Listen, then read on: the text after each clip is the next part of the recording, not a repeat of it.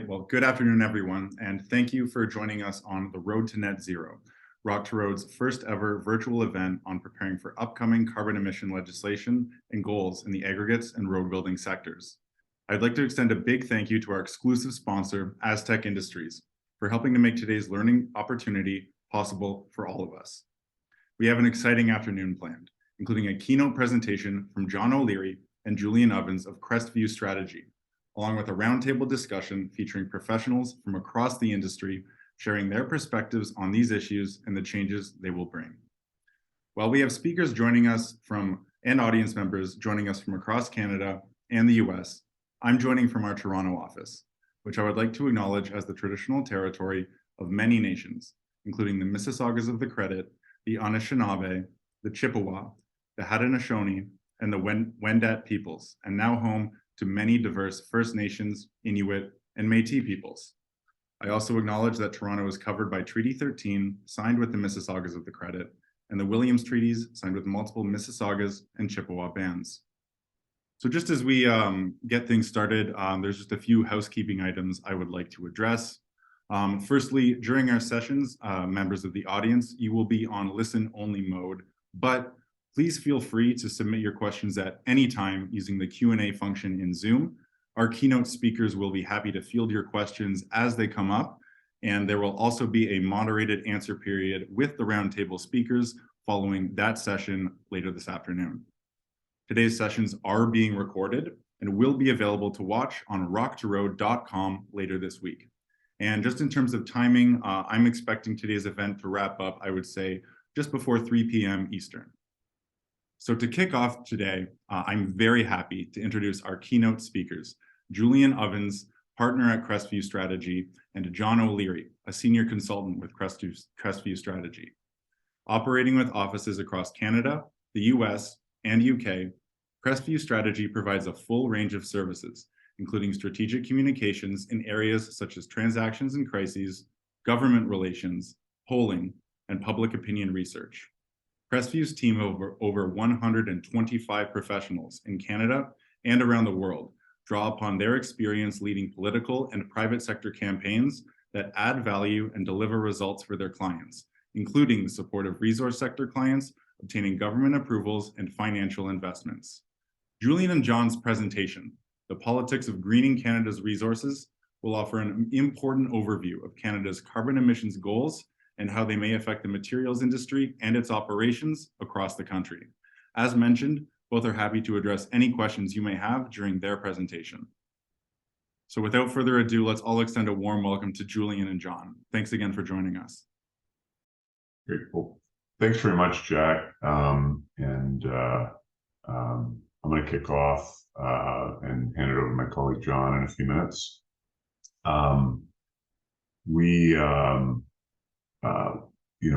We really want to be open to your questions, so feel free to throw them out there as we go along, and we'll either sort of group them together or hit them as we go. We gave this presentation a fancy title of sorts, but it can also be a little bit, for you about questions you have about the political and regulatory side of the work you do, but we're always afraid to ask. Feel free to throw those questions our way. This is what we do. We're not lawyers, so we're not here to give you a detailed clause by clause overview of any particular law, any particular statute or regulation. But we are here to explain a little bit about what's going on and why. I'll just tell you just briefly about myself so you can sort of situate me. I'm in Ottawa. John's in Toronto. We're a national and international firm. But I spent a decade and a half in the mining industry, completely outside of government. I was a corporate development and mergers and acquisitions professional, including internationally, business development, corporate development, port and rail, land and mineral tenure, and the like. I then served in the Trudeau government for 4 years as chief of staff, foreign and trade minister, and now have a practice at Crestview. John will introduce himself. We are both of the federal Liberal ilk, and we're here to talk about mostly federal politics and a little bit about how the federal government interacts with the provinces. We are not shills for, at least not anymore, for them. So we're here to give you our analysis and to talk to you about how the federal government and some of the opposition parties think about these issues, and the whys and wherefores of where we've ended up, where we are. So I was encouraged to talk a little bit to situate this, because many of you are suppliers to or involved in the supply chain of the mining industry. And I've worked in the mining industry. People characterize the industry different ways. The resources sector writ large, mining. The branding and how government thinks about this industry has changed a lot in the last year. Certainly since, very much since I began my career. I would say, the resources sector was not a big part of the Trudeau government's brand in the early years that it formed government. In particular, the plan at the beginning in 2015, which was encapsulated in a term that sort of infuriated people, the amount of times it was perhaps repeated, which was about, the environment and the economy go hand in hand. The idea that the federal government had was that there would be almost a grand bargain that would allow carbon pricing to finally become a reality in Canada.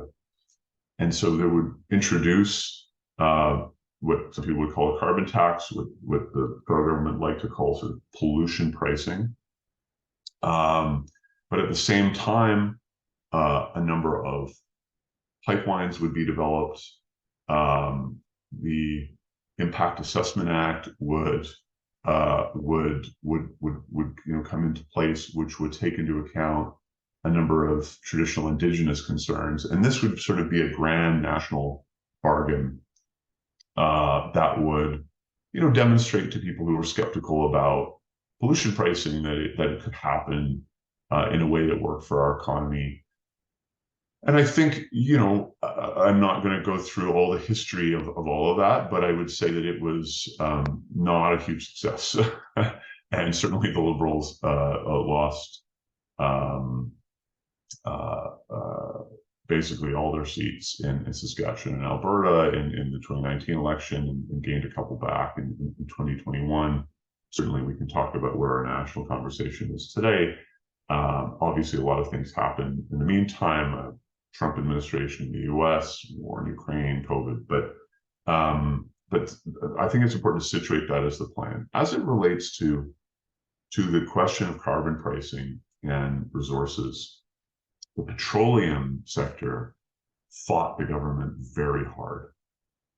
The mining sector was much more cooperative and collaborative, and ended up supporting, including the 2019 election, the federal government's approach to pollution pricing. And then another couple of changes and some big trends, really occurred. And that is the shift to talking about critical minerals. And again, I will try not to go through all the details of that, but suffice to say that the first number of years, really, it was one of the few things we could agree with the Trump administration about. But I don't think we really knew what to do about it. And we had sort of mid-level bureaucrats in charge of this file. And it really only coalesced during the spring of 2022, in budget 2022, when the government announced a $3.8 billion critical minerals plan. They then put out the elements of the strategy in late 2022. and I'm going to talk, there are some funding elements attached to this, but uh, uh, unfortunately, this government, sometimes things take a very long time to roll out. And in this case, some of those funding elements are just rolling out today. What are critical minerals? What does it really mean? Well, the critical minerals is defined differently, by the way, in different countries, in different provinces, sometimes in different departments within the same country. But effectively, the idea is that these, in a world where people are talking about things like friend shoring, ally shoring, and near shoring, where we can no longer count on a functioning international, trade market to get all the products we want for the elements that are critical to our economy, particularly around the transition to a low carbon economy. So particularly the electric vehicle sector and everything that supports the supply chain, from at the far downstream, obviously automotive assembly plants, and to battery plants and cathode plants. There was an announcement of a foil plant recently, and of course all the way smelting and refining, and all the way up to the upstream and the mining side. And finally, I would say the federal government really have sunk their teeth into this as being a major branding element that is very important to them and is part of the story, about how our economy can evolve and be part of the green economy that is going to be required at the very latest by the middle of this century in order to prevent sort of climate catastrophe. And I would just say to you that none of you should apologize for a moment about your role in that economy. You are involved in the building of roads, of supporting the critical minerals sector. These are, frankly, some of the sexiest places to be, politically at the moment. And the federal government has been throwing a lot of money at the downstream part of this sector. Yes, a lot of those manufacturing jobs are in very politically sensitive areas in the GTA in southwestern Ontario, heavily unionized, with a huge ecosystem of suppliers. And you are part of that, and you should brand yourselves as being part of that and should never apologize for your role in it, in addition to all the great things you do, of course, employing people and the like. And the prime minister and the deputy prime minister and a number of senior ministers. I personally served for Minister Champagne, who's now the industry minister. Are quoted as saying something along the lines of economic policy is environmental policy, is climate policy, is security policy. They're not just connected, they're the same thing.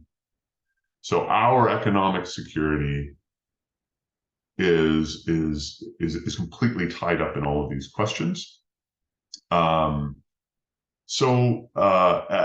the average car part crosses the border 7 times before it ends up in a finished vehicle, either in the United States or in Canada. So these things are absolutely critical to, and 75% of our exports, basically go to the US. These are absolutely critical to the political survival of any government. A couple more things here before I hand it over to my colleague, John. $3.8 billion sounds like a lot of money for a critical minerals strategy. The reality is that's split up in a number of things. There's something called the Strategic Innovation Fund that has $1.5 billion for mining projects. These are maybe some of your customers. That's only starting to get rolled out. That fund was 8 times oversubscribed when I served in government. I think the number is higher now.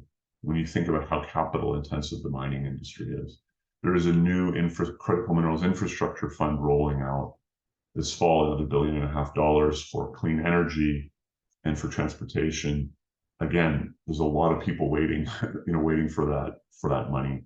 But there are some innovative funding solutions out there that are more focused, less in grants and concessionary loans, but things like the Canada Infrastructure Bank, which is willing to fund a lot of green infrastructure, including some to support the mining industry of the sort of debt variety. There's the Canada Growth Fund that is being set up. So really, there is a lot of uh, uh, there's a lot of sort of these opportunities coming up. The critical, what are the critical minerals in Canada? I'll just answer for you right now. There's 6 top tier focus area critical minerals. One of them is rare earths, which, as you know, is not just one thing; it is a whole bunch of things. The big volume ones are copper and nickel, and then you also have graphite and lithium. And cobalt, which are big suppliers into the battery sector. You do have second tier critical minerals like uranium and potash, which serve different purposes. So I set that up at a really high level. For John, I sort of, as I hand off to him, remind you that the parliament in Ottawa right now is a minority parliament, and that the federal government, and despite the polling, and I think John can maybe talk a little bit about how some of these things, or I can chime in at the end, how some of these things might change if there was conservative government in power.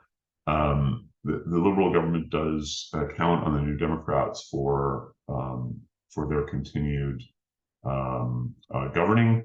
But we'd also really, the Liberal polling isn't great, but we just don't see an election coming in the short term. So it's could likely be a couple of more years before an election, and there's a lot of time left in there for some new laws to get passed. There's been some big ones that have passed, for new regulation to come out, for either deals or fights with the provinces. So there's actually a fair bit of runway left.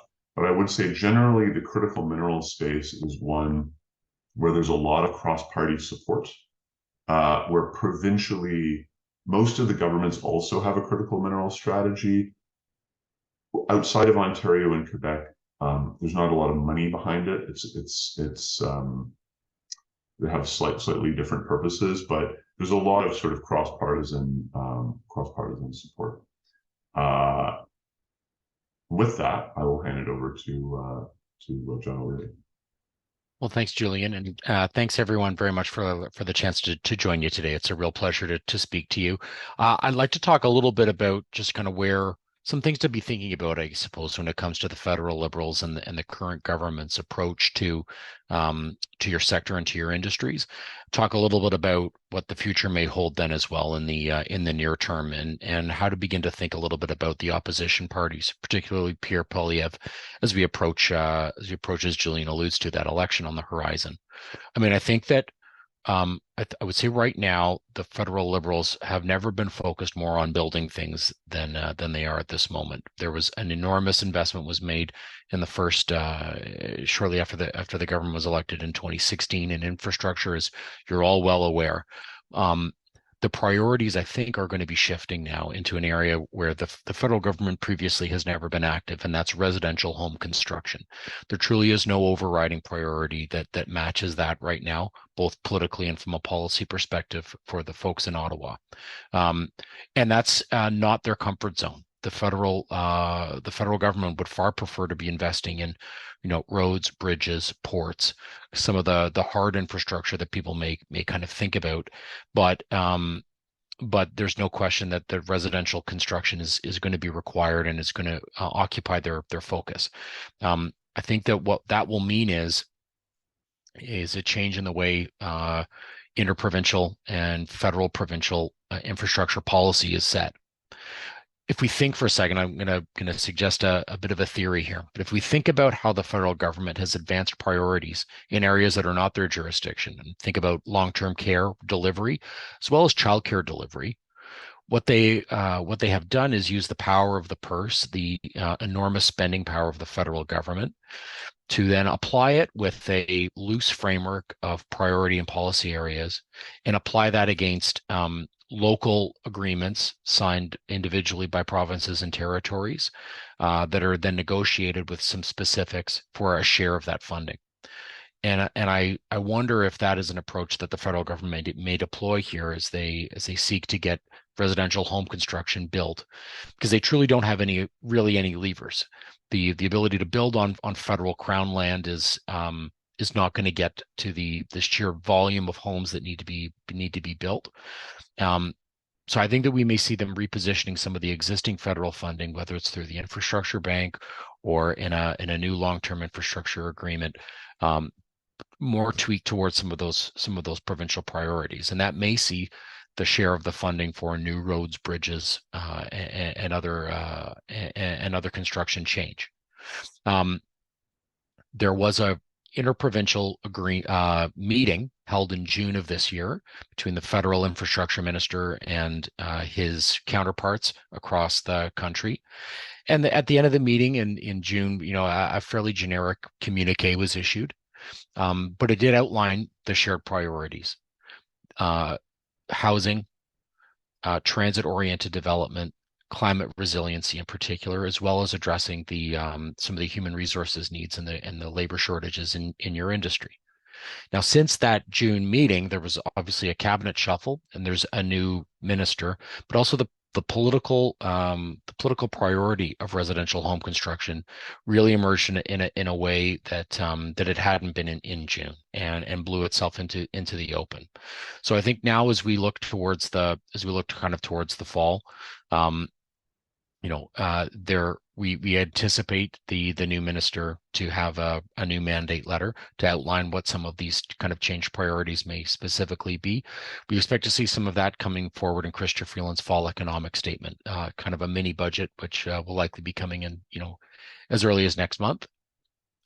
I think too that we may see some changes in the way that the federal government is dealing at a very local and specific angle when it comes to your sector, in order to facilitate some of this construction. I think a great example of this is the 413 highway. There is a federal environmental assessments underway, and I believe that their timeline is to have that concluded in 2024. Obviously, the provincial government here in Ontario is undergoing some change when it comes to their plans for development in and around the green belt, but that 413 is certainly continuing, and there is some talk that Ontario and federal governments are working together, and that facilitating this construction is something that's active and on the table. Some of our colleagues, would describe the political upside of building the 413, and for a government like the Trudeau Liberals, 8 or 9 years now into office, they are unlikely to want to get in the way of building highways, particularly one that has the popular support in Peel region that the 413 does. So is something to kind of keep in mind. I think too that as I mentioned, the climate resilience is an issue that is that this summer really exposed as an urgent priority for folks in your sector. I think being able to describe and being able to to seek opportunities and projects to help Canada harden its infrastructure against the effects of climate change, be that building the road networks in places like the Northwest Territories that are really relied upon to help people get out of danger, or the more resilient roads and bridges in places like British Columbia that have been devastated by flooding. There are going to be a number of places there where the federal government now needs to, more than ever, be investing in better infrastructure now and for the future, and to really just see that as part of their kind of climate approach. Lastly, I think in the last year, other sectors, notably kind of concrete, there have been some very interesting policies that have emerged to help a very intensive polluting industry such as concrete manufacturing deal with some of those effects of climate change, and the government has been more prepared than ever, I think, to invest in that and to partner with industry. And there may be some opportunities that are available to you as well, but those opportunities may not necessarily there may not be a lot of time to pursue them. The opposition party led by Pierre Poilievre currently sits at 117 seats. You need 170 seats in Canada's parliament to form the government. So they're just 53 seats away. Doesn't sound like a lot, but out of 338, it really isn't. It's a very small margin, and there's never been an opposition as large as there is now. Pierre Poilievre has never been as popular as he is now in the polls, and seems to be only getting stronger each day. And the Trudeau Liberals will be well aware of this. They will be thinking now, what do we need to kind of accomplish and complete prior to our before the next election, because we may not have much time left. There will be an incentive upon them to try to harden and confirm some of their investments in net zero and in climate change, because it isn't entirely clear what a Pierre Poilievre government may bring. Now, he's been on the record saying that he would change the price on pollution. So from a compliance perspective, that may mean some uncertainty in the near term, in the next kind of coming years. As it's unlikely to be changed overnight, but for industries that are subject to a price on pollution, there will be a lot of discussion and a lot of work in it with a Poilievre government to determine what that kind of next path forward might be. I'll say too that he's been very strong in his support of your sectors, and in mining and in critical minerals, in aggregates. So that is unlikely to change, and which is excellent news for all of you. The last kind of thing, and Julian touched upon it as well, I think that folks in Ottawa will be very quietly watching our developments in the United States. There's no question that a lot of our industrial policy at the moment is being driven in response to the Biden administration. With a presidential election in next fall, 12 months from now could see dramatic changes, and policymakers in Ottawa will be very closely watching that and trying to determine over the next year what it may mean, both for the Canada-U.S. Mexico Free Trade Agreement, as well as for domestic Canadian policy. And that's all happening at a time too where the current federal government will be going through some contraction. Pandemic spending needs to now be brought to heel. The finance minister and the Treasury Board president, Anita Anand, are seeking about $15 billion in cuts. So for an industry that's pursuing things such as the SIF funds, for example, or some of those other programs, while they're unlikely to be wound down altogether, things will become far more competitive, and the share of the pie just may not increase and may not be recapitalized in the same way. So an awful lot of changes there potentially on the horizon. I'd say that at least for the immediate future, a net zero and that greener economy continues to be the key goal for the federal government. It's unlikely to shift dramatically no matter who forms the next government. But there will be a significant change likely in the next coming years should the government change, with a whole new suite of kind of programs and regulations that may apply to you very specifically. So an exciting time, but certainly one that poses some uncertainty in the months and in the years ahead. With that, I may turn back to Julian, but it's been a pleasure to share this with you, and be more than happy to answer any questions that you may have to the best we can about anything you may want to ask. So thank you. We'd love to get some get any questions that you have. Maybe I'll mention a few other sort of, I think, trends to watch, or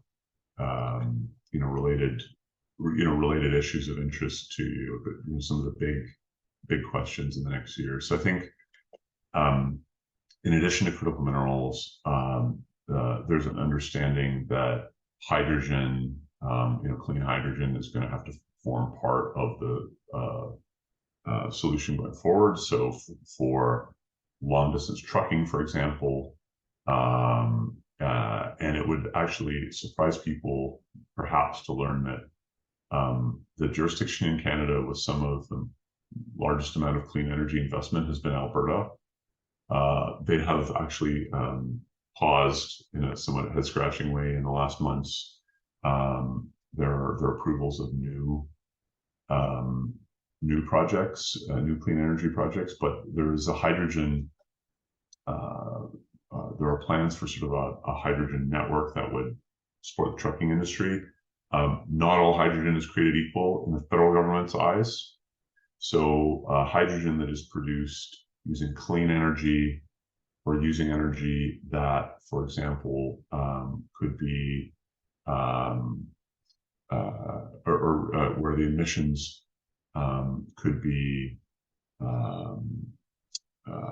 captured in a like a CCUS type situation is absolutely preferred. There's also an understanding that heavy industry is going to need to use hydrogen, and there's going to need to be some portability where you can't have batteries. And also, federal government is looking to basically throw money at some of these things, and is putting in place regulations to support the development of these industries domestically. One of the big questions around the energy transition is with regards to the use of natural gas. And you have governments like Saskatchewan and Alberta provincially who are very big proponents of that, and you have provinces out there that are whose grids are not as clean as others, who are big supporters of that. Some of them are going to be absolutely out in force at COP28 this year in Dubai, where I will be attending with some clients. Basically, partly because I think they feel that the government of the United Arab Emirates, which is a major petroleum producing country, has shared some of the challenges that some of our prairie provinces have. You've got on the one hand, you've got Ontario, which closes coal generation, in the last years, and has a lot of hydro and a lot of nuclear and some gas as backup. You've got a province like Quebec, which is almost entirely, hydro. But you've got a very different dynamic going forward as we electrify everything. We're going to be using a lot more electricity, and like in Quebec, homes are heated with electrical power largely, and so a lot of industrial potential users are looking and saying, I'm a little concerned that this province, and it really applies to every province, Canada is going to be short power in the next few years. So the provinces are starting to dig and say, okay, well, we need some new power projects. Of course, those are going to, those need to be properly consulted. We can't just flood reserves like we did for decades and decades, in northern Quebec. So it's something that could, yes, potentially hamper our economic growth, but it also could be something that provides a lot of opportunity for businesses in the next while. You've got some provinces, Nova Scotia, Saskatchewan, that still use a lot of energy coal. I do think we have a question that's come in here. I think we only have a couple of minutes left. John, have you? Yeah, I'm happy. The question that's come in is asking if the government or the opposition has any plans to help the industry when it comes to public opinion, or if it's an area that they'll continue to avoid. And how do you see the industry tackling the issue better and getting information about things like greener equipment use, rehabilitation of pits, etc.? It's a great question, and I think sometimes there's a role in PR that if you're explaining, you're losing, and that's a bit of a challenge that you may have sometimes. I think that one thing that federal government is going to be doing more increasingly um, is frankly getting out of Ottawa and getting into facilities and into sites and trying to kind of bring the media with them and tell the story a little bit more directly.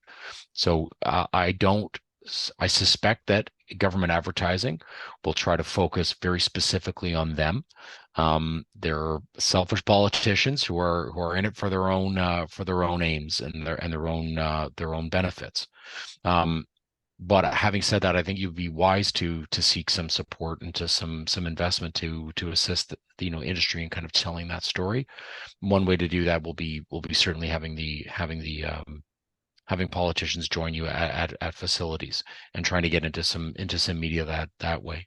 I know certainly the Pierre Poilievre is doing this, frankly, very, very successfully, and is very interested in attending and meeting with and seeing not only your projects but your workers as well, and interacting with them. So I'd encourage you, if you haven't, to invite your local representative to come and tour your facility, and to make a point of including Pierre Poilievre in that approach. He's very open to it. He's traveling all across the country and would be well advised to do so.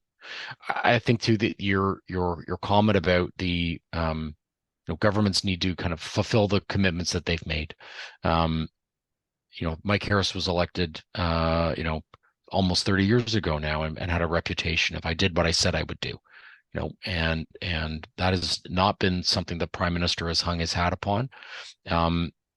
But now, kind of more than ever, it's important for them not to lose sight of the importance of the net zero investments in your industry, and to overcome a sometimes small L liberal squeamishness at investing and supporting industries such as yours. There's simply no other way that Canada will achieve its net zero commitments without doing so, and it is critical to the economy to get there. So my advice is to continue to push very, very hard, but open your doors to them, and invite them in. Julian? Yeah, I don't want to eat into your break too much. I both love and hate to end on an ad, because it sounds like this is a setup question, and not to sound too cynical, but they are not going to help you, and they're not going to understand. They're going to expect you to be better and to do better, and they're going to keep increasing their standards. So you, as an industry, need to work on your branding, on being part of this EV story, of the critical minerals story, of the energy transition story. And then the expectation is you're going to be best in class at community consultation, that you're going to be best in class at Indigenous consultation. And the government's not going to help you a lot with those things, or they're not going to give you a pass just because this is important and it needs to be done quickly. And so we find a lot of people need support from folks like us to do that. And there's all sorts of, it's not just the traditional, you need to go in and see people and tell your story and speak to them before you need something, and have them understand who you are and all the things that John just talked about. But these days there are digital tools you can use as well to make sure that the right authentic citizen voices are heard within communities, and that there aren't outsized voices being heard from a sort of a difficult minority that is maybe out to get you. So the need to mobilize a campaign for some of these things is generally required. That's how things work in 2023. And with that, I'll hand it back over to Jeff. Thank you so much, Julian and John, for taking all that time to share that information, get this discussion going, and the audience for keeping that discussion going. So right now, we're just going to take a 7-minute break, stretch your legs, refill that coffee, and when we return at 1:45 p.m. Eastern, we will get into the Navigating Carbon Change Roundtable. Thank you so much. See you all then.